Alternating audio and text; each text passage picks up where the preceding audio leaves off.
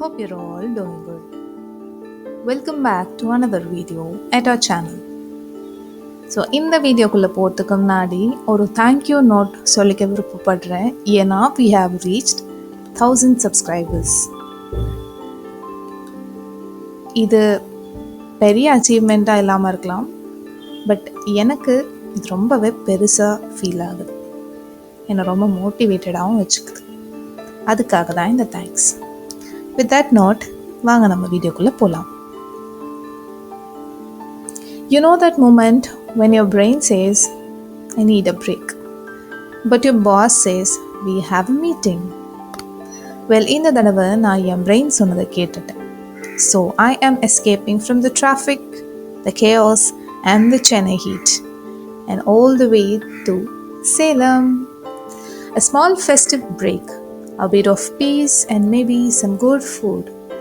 Let's see, இந்த trip நமக்கு என்னென்ன எக்ஸைட்டிங்கான விஷயத்த நமக்காக ஹோல்ட் பண்ணிருக்கு அப்படின்னு வீடியோட கடைசி வரைக்கும் இருந்து பாருங்க.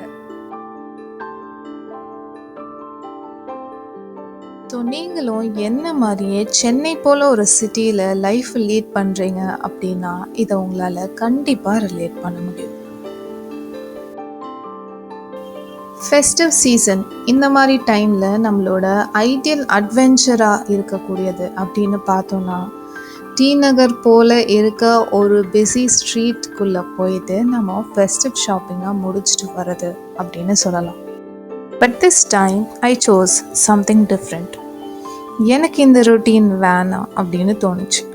So I pack my bags, switched off work mode, mentally at least for now, and started my journey to Salem.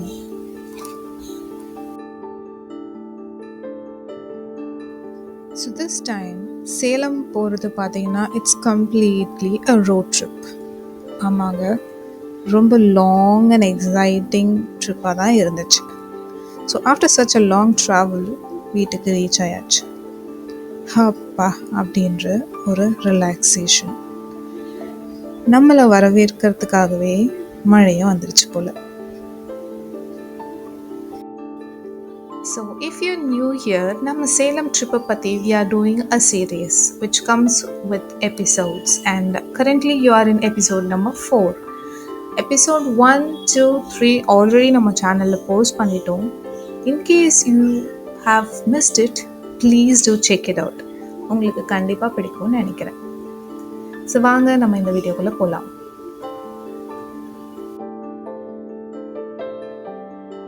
Salem வந்து ரொம்ப நாள் ஆச்சு. நம்ம நெய்பர்ஸ்க்கெல்லாம் ஒரு ஹாய் ஹலோ சொல்லிட்டு வரலாம் அப்படின்ட்டு அவங்கள மீட் பண்ணி பேசிகிட்டு இருக்கும்போது they eventually suggested me this awesome place.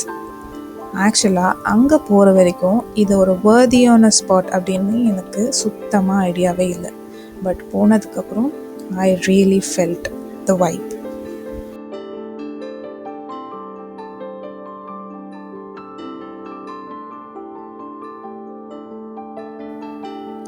எக்ஸாக்டாக சொல்லணும்னா சேலம்லேருந்து 12 கிலோமீட்டர்ஸ் தாண்டி இருக்க ஒரு இடம்தான் கஞ்சமலை அப்படின்னு சொல்லக்கூடிய இந்த இடம்.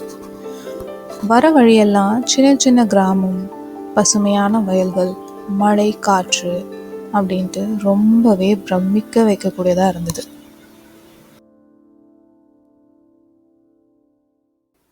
ஒருத்தருக்கும் ஒரு hobbies and area of interest இருக்கும். ஸோ அந்த மாதிரி எனக்கு ட்ராவல் பண்ணுறதும் ரொம்ப பிடிக்கும்.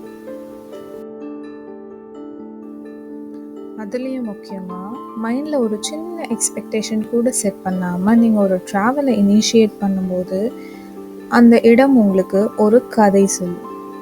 அங்கே ஒரு கனெக்ஷன் உருவாகும். அது ஒரு ஸ்பெஷல் ஃபீலிங்னே சொல்லலாம். ஸோ அதே மைண்ட் செட்டோட எந்த எக்ஸ்பெக்டேஷனும் இல்லாமல் இந்த ட்ராவலை நம்ம ஸ்டார்ட் பண்ணோம்.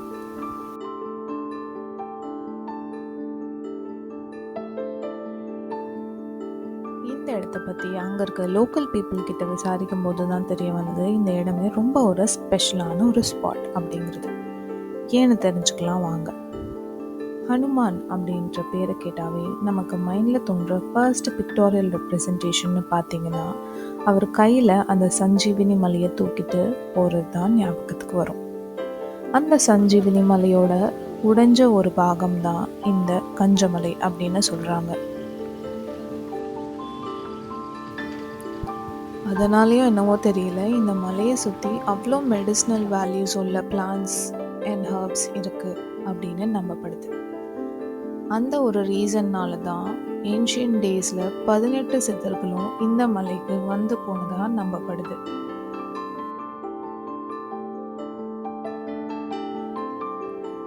சித்தரில் ஒருத்தர் தான் போகர் சித்தர். போகர் யாரு அப்படின்னு பார்த்தோன்னா, பழனியில் இருக்க நவபாசான சிலையை செஞ்சவர் போகர் அப்படின்னு சொல்கிறாங்க. அப்படி அந்த நவபாசான சிலைக்கு என்ன ஸ்பெஷாலிட்டி இருக்குன்னு பார்த்தோன்னா, இன்றளவிலும் பழனியில் போனோன்னா விபூதி பிரசாதம் அங்கே வர பக்தர்களுக்கு தரப்படுது. அந்த விபூதி பிரசாதத்தை சாப்பிடும்போது உடம்புல இருக்க பல நோய் குணமாகுது அப்படின்னு அங்கே வரவங்க சொல்கிறத நம்மளால் கேட்க முடியுது. இந்த நவபாசான சிலையை போகருக்கு செய்ய சொல்லி கொடுத்தது யாரு அப்படின்னு பார்த்தோம்னா தான் இந்த கஞ்சமலையோட வரலாறு பின்வருது.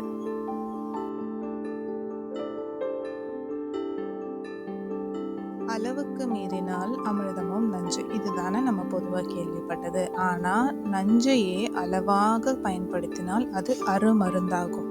அந்த கான்செப்ட்ல தான் இந்த நவபாசான சிலையுமே போகர் உருவாக்கியிருக்காரு.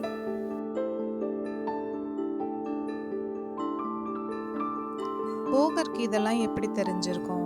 இவருக்கு இதெல்லாம் யாரோ சொல்லி கொடுத்துருக்காங்க. அப்படியா இருந்தா அந்த சொல்லி கொடுத்த நபர் யாரா இருக்கும்?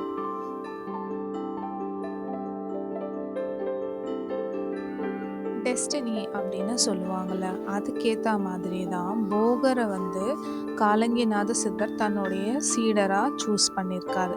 இதுக்கு பின்னாடி இன்னொரு கதை இருக்கு. அது என்னன்னா, போகர் தன்னோட லைஃப் பர்பஸை தேடிட்டு இருக்கும்போது அவருக்கு ஒரு அசரீரி கேட்குது. அந்த அசரீரி அவரை கஞ்சமலை நோக்கி பயணம் செய்ய சொல்லுது. அதை கேட்ட போகரும் கஞ்சமலையை சேர்றாரு. அங்கே இருக்க ஒருத்தரை தன்னுடைய சீடராகவும் ஏற்றுக்கிட்டு தன்னுடைய லைஃப்பை லீட் பண்ணிட்டு இருக்காரு. அப்படிதான் ஒரு நாள் போகர் பார்த்தீங்கன்னா தன்னுடைய சீடர்கிட்ட தனக்கான உணவை சமைச்சு வைக்க சொல்லிட்டு மலைக்கு போய் மூலிகைகளை சேகரிச்சுட்டு வரலாம் அப்படின்ட்டு போறாரு.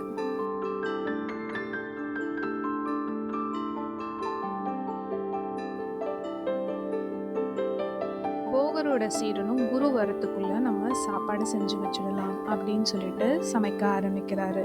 சமைச்சிட்டு இருக்கும் பொழுது அந்த சாதத்தை கிளறதுக்கு தன் இடத்துல அகப்பை, அதாவது கரண்டின்னு சொல்லுவோம்ல, அந்த மாதிரி எதுவும் டக்குன்னு கிடைக்காததுனால பக்கத்துல இருந்த ஒரு குச்சி எடுத்து அந்த சாதத்தை கிளறிருக்காரு. திடீர்னு பார்த்தோம்னா வெள்ளையா இருந்த சாதம் கருப்பா நிறம் மாறிட்டு இருக்கு. கொஞ்ச நேரத்திலேயே மலைக்கு போயிருந்த தன்னுடைய குருவும் திரும்ப வராரு. திரும்ப வந்த குரு தன்னுடைய சீடனை பார்த்து, ஏன்பா தம்பி, இங்க என்னுடைய சீடர் இருந்தாரே பாத்தியா அப்படின்னு கேட்கவும் சீடருக்கு ஒண்ணுமே புரியல. என்ன நம்ம இங்கே தானே இருக்கோம், நம்ம கிட்ட நம்மளையே பாத்தியான்னு கேட்குறாரு அப்படின்னு ஒரு குழப்பத்தோட, குருவே என்ன அடையாளம் தெரியலையா, நான் தான் உங்களோட சீடர் அப்படின்னு சொல்றாரு.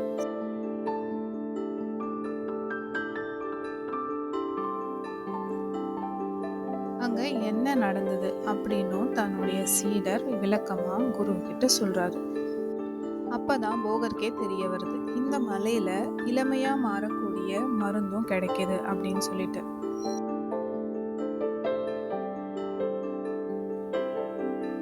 இந்த ஹிஸ்டரி பேஸ்டு ஸ்டோரியை டிபிக் பண்ற விதமாக தான் கோயிலோட கோபுரத்திலையும் இந்த கதைக்கு ஏற்ற மாதிரி சிற்பங்கள் அமைக்கப்பட்டிருக்கு.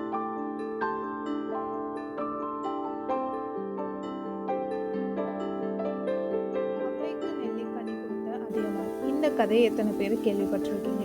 அதாவது அந்த நெல்லிக்கனியானது சாகா வரம் தரக்கூடியது அப்படின்னு சொல்லுவாங்கல்ல. உங்களால நம்ப முடியுமா? அந்த நெல்லிக்கனி இந்த கஞ்சமலை காட்டுல இருந்து தான் கிடைச்சது அப்படின்னு சொல்லுவாங்க. மட்டும் இல்லாம போகரும் கஞ்சமலை சித்தரும் சேர்ந்து நவபாசான சிலையை செய்யற ரகசியம் இளமையை திருப்பி தரக்கூடிய மருந்து, தாவரங்கள்ல இருந்து தங்கத்தை உருவாக்கக்கூடிய மருந்து, இந்த மாதிரி பல விஷயங்களை 2 பேரும் ஒண்ணா சேர்ந்து கண்டுபிடிச்சிருக்காங்க. கொஞ்ச நாள் கழிச்சு போகர் வேற ஊருக்கு போயிடுறாரு. போகும்போது காளிங்கநாதர் இந்த ஊர்லயே இருந்து இங்க இருக்க மக்களுக்கு தன்னால முடிஞ்ச சேவையை செய்ய சொல்லிட்டு கிளம்பி போயிடுறாரு. அப்படிதான் இங்க பாத்தீங்கன்னா காளிங்கநாத சித்தர் கடவுளா அமைஞ்சு இன்னமும் அங்க இருக்க மக்களுக்கு அருள் பாலிச்சுட்டு வர்றாரு. இதனாலதான் இந்த கோயிலுக்கு போனீங்கன்னா அங்க இருக்க மூலவர் சிலை ஒரு குழந்தை உருவத்துல, அதாவது ஒரு சின்ன குழந்தை உட்கார்ந்துட்டு இருக்க மாதிரி நமக்கு காட்சி அளிப்பாங்க.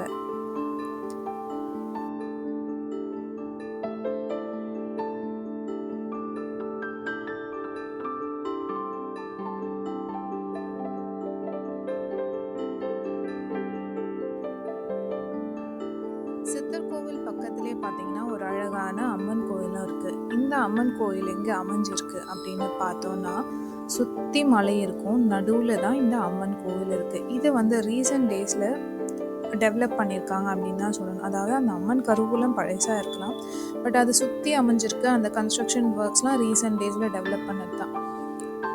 ஸோ நீங்கள் கோவில் போனீங்கன்னா கண்டிப்பாக இந்த அம்மன் கோவிலுக்கும் போயிட்டு வாங்க. அம்மன் கோவில்னு சொன்னாவே அங்கே வேப்ப மரம் ஸ்தல விருட்சமாக இருக்கும். அதே மாதிரி இங்கேயும் வேப்ப மரத்தை ஸ்தல விருட்சமாக வச்சு வழிபடுறதை நம்மளால் பார்க்க முடியும்.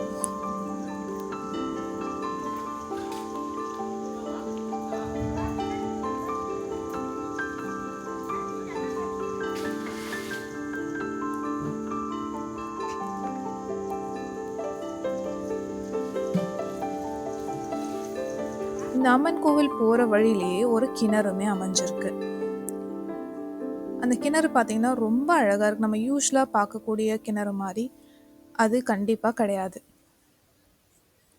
இந்த கிணறு மட்டும் இல்லை, இந்த கோயிலை சுற்றி நிறைய கிணறுகள் இருக்குது. இதில் இருக்க தண்ணீரை யூஸ் பண்ணி நம்ம குளிச்சோன்னா, அதாவது 41 days கண்டினியூஸாக குளிக்கும் போது நம்ம ஸ்கின்ல இருக்க எல்லா டிசீஸுமே க்யூர் ஆகுதுன்னு சொல்கிறாங்க. அதுக்கு மெயின் ரீசன் என்ன அப்படின்னு பார்த்தோன்னா, இந்த மலையில் நிறைய மூலிகை செடி இருக்குது அப்படின்னு பார்த்தோம்ல. ஸோ அந்த மூலிகை செடி அதனோட வேர்லேருந்து இந்த தண்ணி சுரந்து இந்த கிணத்துல ஃபார்ம் ஆகிறதுனால இந்த தண்ணி யூஸ் பண்ணி நம்ம குளிச்சோன்னா ஸ்கின் டிசீஸ் மட்டும் இல்லாமல் உடம்புல இருக்க பல நோய் க்யூர் ஆகுது அப்படின்னு நிறைய பேர் சொல்கிறத நம்மளால் பார்க்க முடியுது.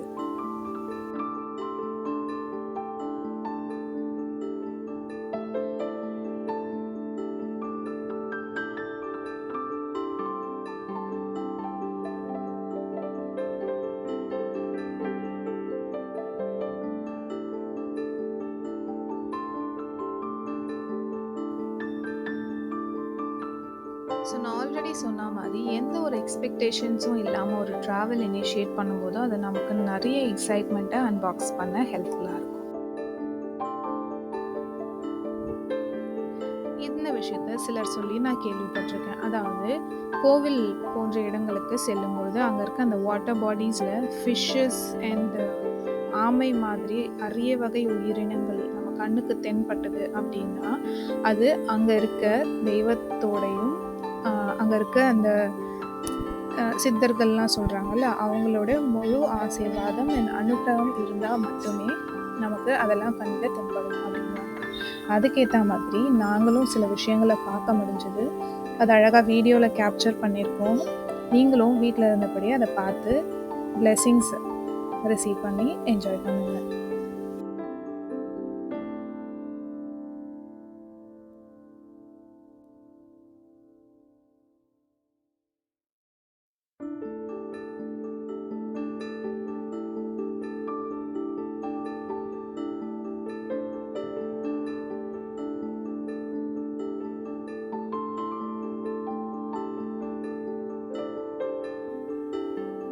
இந்த மாதிரி நீங்களும் கோயிலுக்கு போயிருக்கும்போது ஏதாவது நடந்திருந்தா கமெண்ட்ல ஷேர் பண்ணுங்க. நானும் தெரிஞ்சுக்க விருப்பப்படுறேன்.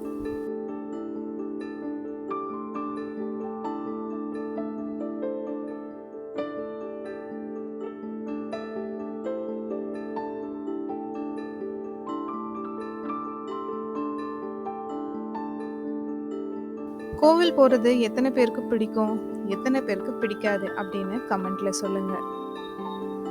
நான் ஏன் இதை கேட்குறேன்னா, எனக்கும் என்னோட ஏர்லி டீனேஜஸில் கோவில் போகணும் அப்படின்னா பெருசாக இன்ட்ரெஸ்ட் கிடையாது. வீட்டில் இருக்கவங்க கூப்பிட்டாலும் நான் வரல அப்படின்னு முடிஞ்ச அளவுக்கு அவாய்ட் பண்ண தான் பார்ப்பேன். பட் ரீசன்ட் டேஸாக கோவில் போகிறத ஒரு ஸ்பிரிச்சுவல் ஜேர்னியாக மட்டும் பார்க்காம, அங்கே அந்த கோவில் அமையறதுக்கு பின்னாடி இருக்க ஹிஸ்ட்ரி, அங்கே இருக்க அந்த நேச்சுரல் சீனரிஸ், அந்த சவுண்ட்ஸ், லைட்ஸ், அங்கே இருக்க வைப்ரேஷன்ஸ் அண்ட் முக்கியமாக சொல்லணும்னா அந்த கோயிலில் அந்த பழங்காலத்தில் இருக்கக்கூடிய சிற்ப கலைநயம், கல்ச்சுரல் இம்பேக்ட்ஸ் இதெல்லாம் நம்ம இன்னும் ப்ராடர் மைண்ட் செட்டோட பார்க்க முடியுது.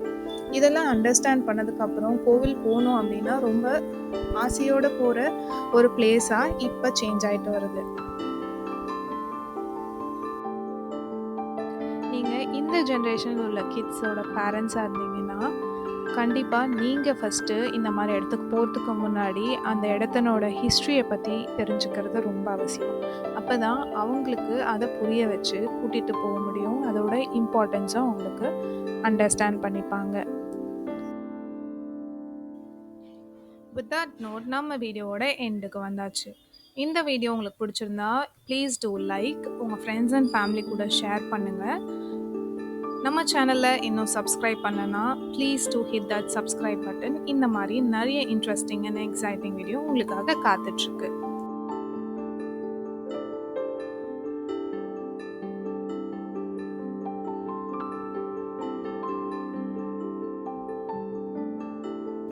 அண்ட் சேலமோட நெக்ஸ்ட் எபிசோட் பார்த்தீங்கன்னா இந்த கஞ்சமலை ஒட்டினா மாதிரியே இருக்க முருகர் கோயிலுக்கு நம்ம போய் எக்ஸ்ப்ளோர் பண்ணியிருப்போம். அது அப்கமிங் வீடியோவாக வரப்போகுது.